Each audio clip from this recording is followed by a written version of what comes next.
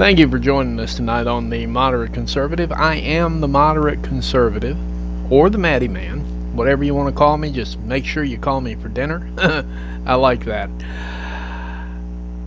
I do want to open up tonight's show with an editorial that is my opinion and my opinion alone. Should I actually reach an amount of people where these things get monetized, my opinion does not represent theirs, nor YouTube's, nor anyone else's. That I'm not speaking for anyone. I'm speaking for me.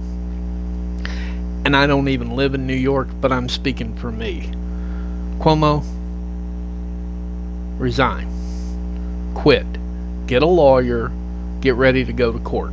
Resign. New York is already a heaping pile of cow dung as it is, without having its governor running around chasing down sexual allegations, which, if we're to follow your advice from 2018, we should believe the victim. You should resign. You should follow your own advice and leave. And take de Blasio with you. Because I'm pretty sure he's probably in the same boat. They just hadn't found out yet. New York deserves, if it's going to be liberal, at least let it be a governor that can keep it in his or her pants. I know politically that's almost impossible, and I don't believe any politician has clean hands. But they're at least smart enough to hide the evidence, which you are not. Either that, or you've got aspirations that the Democratic Party doesn't want you to have, and you refuse to back down, so, they're just dropping your dirty laundry out there to get rid of you. Either way, it worked with me a long time ago. They had me at when you killed old people.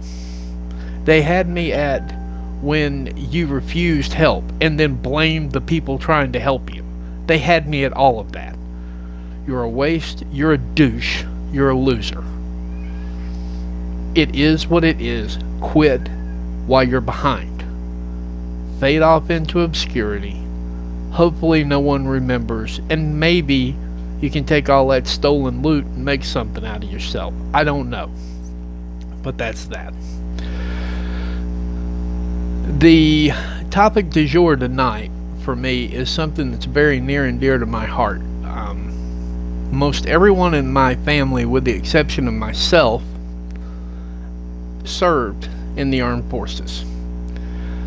I'm proud of each and every person. You notice I don't even say man anymore, because women have been in the military for a long time now. A very long time.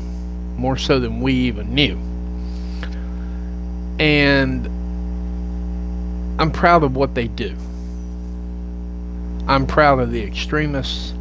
I'm proud of the pacifists. I'm proud of the entire military unit. We had the best fighting force in the world, with the worst commander-in-chief in the world. Now, I will not pontificate or idolize Donald Trump, Barack Obama, George Bush, Bill Clinton. I will not idolize any of them, because Bill Clinton turned the tide for when we felt like, well, you really don't need military experience. That's what you got the Joint Chiefs of Staff for, right? Yeah, let's let the people who get paid to go to war decide when we go to war. It's a great idea. I mean, before we had things like World War II, and of course we did have Vietnam and a little taste of Korea there. But afterwards,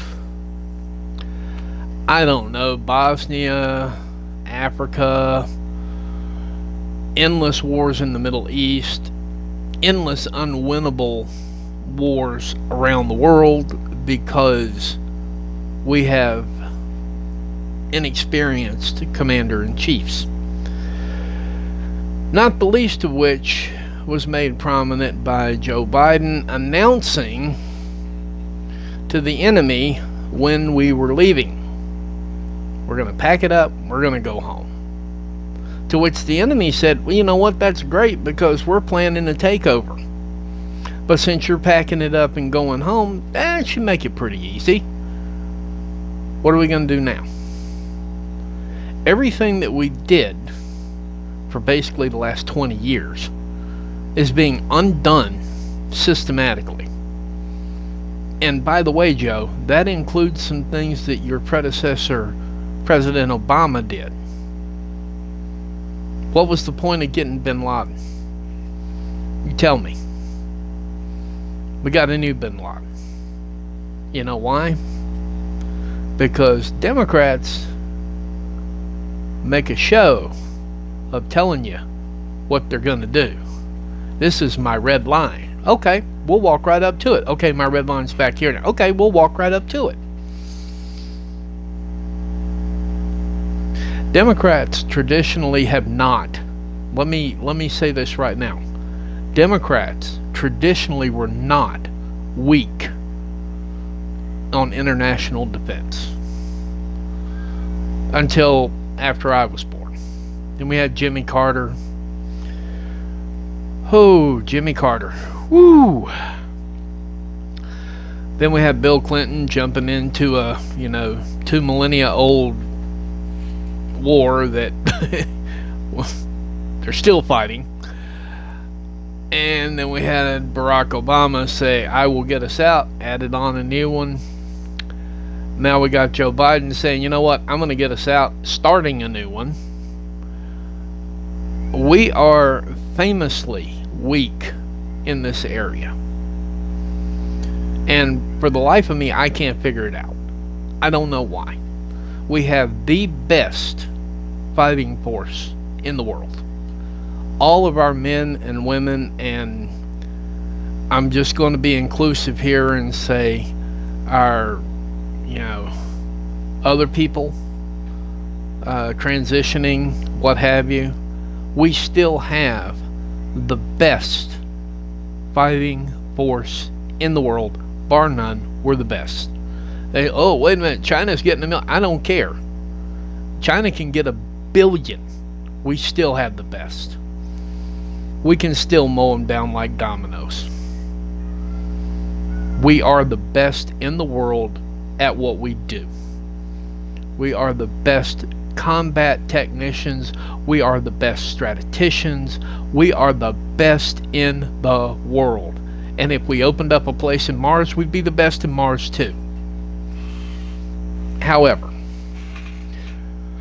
we cannot, and I'm a layman here, I'm speaking from a layman's terms, but I know good and well if I telegraph the move, then my opponent knows the move. They are more likely to be able to defend the move if I telegraph the move. That is common sense. Now, I haven't stood a post, I haven't fired a weapon, but I know good and well if I tell you, hey, I'm getting ready to leave, and I'm really getting ready to leave, and all you gotta do is wait me out. You don't have to beat me. You don't have to do any of that. You just have to wait me out. And that's what they're doing now. Yet another example of how we went from great to because that's where we're at. It is what it is. I would like to end the show tonight saying rest in peace, Bobby Bowden, Florida State fame. I'm a big Aggies fan, Texas A&M. And the win you delivered against us in our undefeated season stopped our national championship hopes. You found the key. You found the key, and you found your way to multiple national championships, multiple titles. You ran roughshod over the ACC when you came in. Brilliant move. I mean, you were pounding it like an old drum. That's just all there was to it. One of the smartest men to ever captain a game. Always will be one of the smartest men on the collegiate level. Probably the pro level too. I'm not that familiar. I'm just familiar with all the butt kickings you handed out from Florida State University. You made them a powerhouse. You made them matter. You brought dreams to a lot of young men. You brought a lot of people up from hardship to something. And you changed a lot of lives for the better. Regardless of all of the politics that go along in football and NCAA sports in general, you can never take away the fact that Bobby Bowden changed a lot of lives. You will be forever remembered by myself, your fans, Florida State, and anyone who ever played you. You will be remembered fondly. And there's going to be some snarky people out there. Forget them, they're idiots. But we will remember your prowess, your intellect, and most of all, we'll remember what you did for the people. God bless you. Rest in peace, my friend. That concludes another episode of The Moderate Conservative. As always, like and share. Subscribe. I like subscribers. I picked up a few. I'm happy. If you really like it, share it with a friend. Send some comments. I love it all. Take care. Good night. And good night, America, wherever you are.